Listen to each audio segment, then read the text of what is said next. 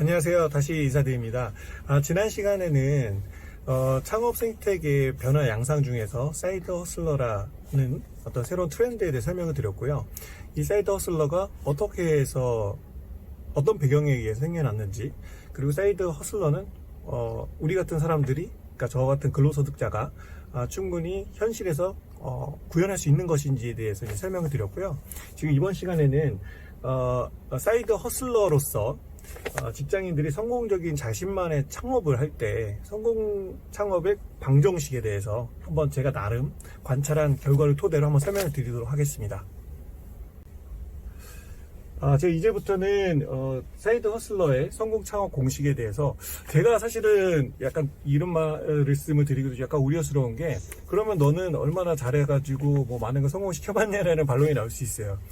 저는 아마 이 영상을 저 말고 다른 이제 분들이 많이 찍으실 텐데, 그 교수님들과 달리 그분들은 이제 이론을 공부하시고 텍스트 기반의 좀 더 많은 사례를 갖고 계시지 않습니까? 근데 저는 그게 아니에요.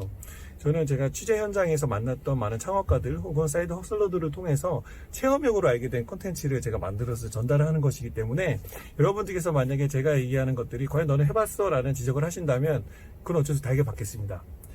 이 사진은 제가 되게 좋아하는 건데, 사이드 허슬러라면 모름지 이 마음의 자세를 마인드셋을 가져야 된다고 저는 생각을 해요. 뭐냐면 씨를 뿌리는 겁니다. 그 사이드 허슬러는 일종의 농부의 심정 같다고 저는 생각을 해요. 농부가 씨앗을 뿌리고 어떤 육성을 할 때 당장 눈앞에 보이는 과실을 보고 가는 게 아니거든요. 시간과 계절이 바뀌고 그리고 풍파를 견디면서 나중에 가을에 추수하는 그 심정을 기다리듯이, 사이드 허슬러라면 내가 지금 남은 시간을 활용해서 나의 씨를 뿌리고 그 씨앗이 나중에 열매를 맺고 꽃이 피울 때는 그 언제 시점은 잘 모르겠죠. 다만 그때를 보고 간다 라고 저는 생각을 해요. 이 ATIPS라는 거는 제가 액션, 타임, 아이템, 파트너, 시드, 이 5가지의 키워드 중심으로 제가 한번 만들어 본 조언인데요. 이제 설명을 드리겠습니다.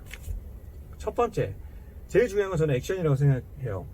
아무것도 하지 않으면 아무 일도 발생하지 않는다. 이거는 기시미 이치로라는 분이 이 아들러 심리학의 대가적 그 미움받을 용기라는 책은 다들 보셨을 텐데, 그 책을 쓴 분이에요. 그분이 쓴 책의 제목이에요. 아무것도 하지 않으면 아무 일도 발생하지 않는다. 제가 그 사이드 허슬러 혹은 아니면 직장인들을 만나면서 그분들이 과연 가슴속에 당신들이 또 하고 싶은 일들은 무엇이 있나요? 라고 질문을 드렸을 때, 그분들이 막 서슴없이 막 이 가슴 한편에 남겨뒀던, 그러니까 숨겨놨던 것들이 막 튀어나와요. 근데 있기만 할 뿐이죠. 그분들 하지 않아요. 그래서 나는 언젠가 되면 하고 싶어. 근데 그렇게 생각만 하면 그 시간은 오지 않습니다. 그 시점은.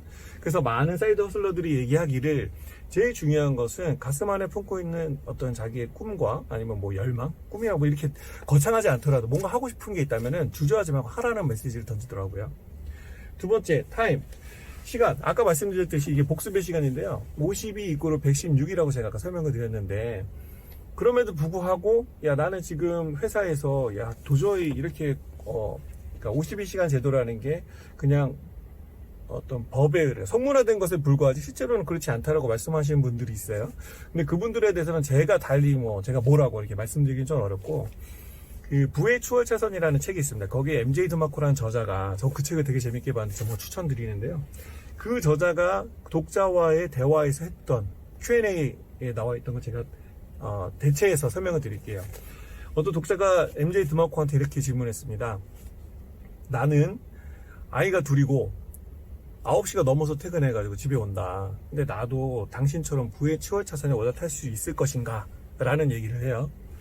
거기서 MJ 드마코가 뭐라고 했냐면, 충분히 당신의 상황을 동의한다. 다만 당신은 내가 생각하는 것만큼 절실하지 않은 것 같다 라고 대답을 했어요.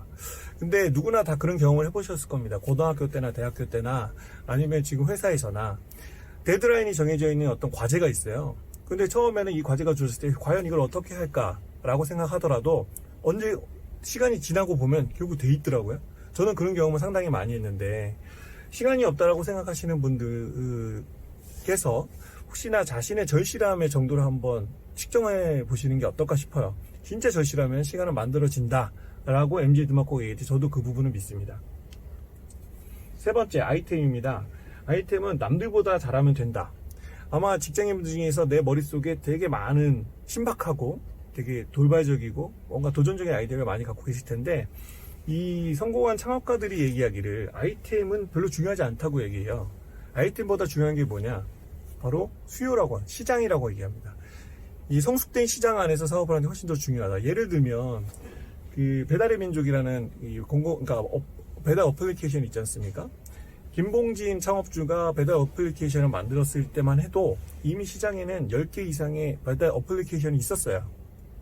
대신 그분은 무엇을 봤냐면, 이렇게 10개 정도의 플레이어가 있다라는 것은, 시장은, 돌아가고 있는 거구나. 거기서 자신감을 얻었다라는 거죠.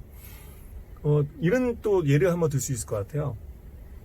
스몰 비즈니스, 소창업을 얘기할 때 신문에서 절대 창업은 위험한 것이다라고 해서 동원되는 키워드가 치킨 시장이거든요.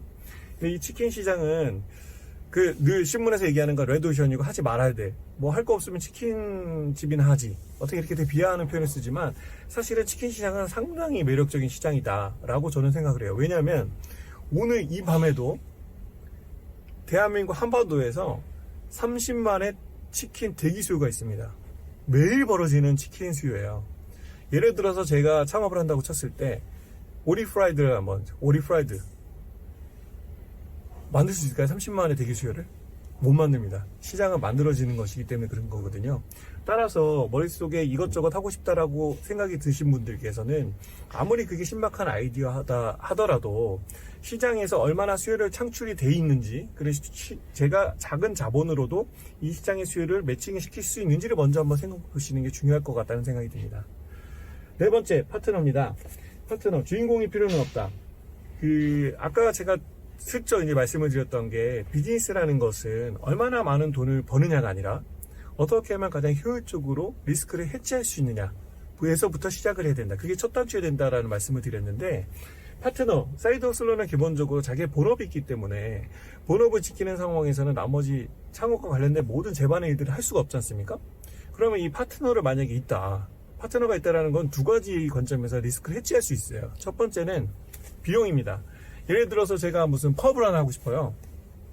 펍을 할 때 제가 만약에 혼자 했다. 그러면 창업 비용이 대략 모르겠어요. 목에 따라, 그리고 입지에 따라 규모에 따라 다르겠지만 1억 원이 된다고 가정을 해보죠. 근데 저한테 만약에 파트너가 있어 3명이 된다고 한다면 저의 투자 비용은 3,333만 3천으로 줄어듭니다. 그 말은 뭐냐면 저의 리스크가 3분의 1 토막이 된다는 얘기예요. 근데 이 어떤 사업 마인드가 있는 분들은 나 혼자 해서 1억을 번다라는 생각보다는 3명이서 하되 이 총 파이를 키워서 10억의 시장의 규모를 만들어서 3억 3천 3억씩 그건 3배가 되는 거지 않습니까? 이런 마인드 갖고 장사를 하거든요. 그래서 아까 이거는 비용의 관점이고, 두 번째 인력 그리고 업무의 해지 관련해서는 제가 회사를 다니는데 나머지 시간 동안에 와가지고 모든 걸 할 수가 없잖아요. 대신 파트너가 있다면 서로가 역할을 분담할 수 있는, 그건 역시 업무의 해지가 가능하다는 겁니다. 마지막은 시드, 비용을 아끼는 것이다. 저희가 사이드 프로젝트를 하던, 사이드 허슬이 됐던, 아니면 새로운 자기만의 1인 창업이 됐던 뭔가를 할 때 결국에는 그 과정들은 돈을 벌기 위한 거지 않습니까? 이익의 공식을 한번 잘 생각해 보셨으면 좋겠어요. 이익이라는 것은 매출 빼기 비용입니다. 이익을 늘릴 수 있는 방법은 두 가지예요. 첫 번째, 매출을 늘리거나 이익을 줄이거나. 근데 매출을 늘리는 거는 사실은 좀 어렵다, 상당히 더 힘든 작업이다라고 대부분의 창업가들이 얘기를 합니다. 왜냐하면 시장에는 매출을 늘려면 시장의 파이를 키워야 되는데 자본력을 갖춘 사람들이 뛰어들어와가지고 이미 시장의 파이를 키워서 자기들이 그 자본의 비용, 자본의 어떤 그 힘의 지렛대 원리를 인해서 많은 걸 가져가거든요. 근데 사이드 허슬은 기본적으로 소호 창업일 가능성이 매우 농후하고 그분들이 그걸 따라가기는 쉽지 않다라는 거예요. 대신 비용을 줄이는 건 가능하죠. 아까 말씀드렸던 파트너를 찾는 것도 비용을 줄이는 과정이고, 예를 들어서 소호 창업을 한다고 치면은 공간을 작게 가져간다거나 1층에 있는 걸 2층으로 올린다거나 이런 식으로 형태로 비용을 줄일 수 있다는 거예요. 게다가 대한민국은 이제는 창업 보국이라는 어떤 국가적 과제를 갖고 있거든요. 그래서 국가적인 어떤 창업 지원 시스템이 상당히 많이 마련되어 있습니다. 그래서 그 제도를 활용했을 경우에는 충분히 비용을 세이브하면서 사이드 허슬러의 작업을 진행할 수 있다. 이렇게 설명을 드릴게요. 자, 이제 마지막 질문입니다. 여러분은 지금 자신의 일에 얼마만큼의 역량을 투입하고 있나요? 사이드 허슬러가 갖고 있는 가장 근본적인 질문인데요. 이게 빠졌네요. 여기 제가 다른 사진 하나 넣었는데 그 사진이 뭐냐면 미국의 고속도로를 위에서 조망한 사진이에요. 그러면서 이러는 거죠. 그 질문이 뭐냐면은 미국 교통국의 통계에 의하면 미국 전역에 깔려있는 고속도로에서 자동차가 점유하는 비율은 고작 20%밖에 안 된다고 합니다. 그 말은 무슨 말이냐면 우리 같은 사람들이 근로소득자가 직장을 다니고 있는데 제가 갖고 있는 역량을 회사에 온전히 쓸 수도 있죠. 하지만 그 사람의 역량이라는 건 온전히 그 하나만 있는 건 아니거든요. 2가지, 3가지, 4가지가 될 수도 있고 아니면 제 역량이 회사에서 온전히 받아주지 않을 수도 있고 그러면 남은 역량을 자신을 위해 얼만큼 투입하고 있는지 그걸 한번 고민해 보신다면 사이드 허슬러로서 첫 출발이 되지 않을까라고 생각이 듭니다. 이상 제가 드릴 수 있는 말은 다 끝났고요. 사이드 허슬러라는 새로운 어떤 일자리 트렌드를 활용을 해서 여러분 역시도 자신이 하고 싶어하는 일들에 대해서 모색하는 시간을 가져보셨으면 좋겠습니다. 감사합니다.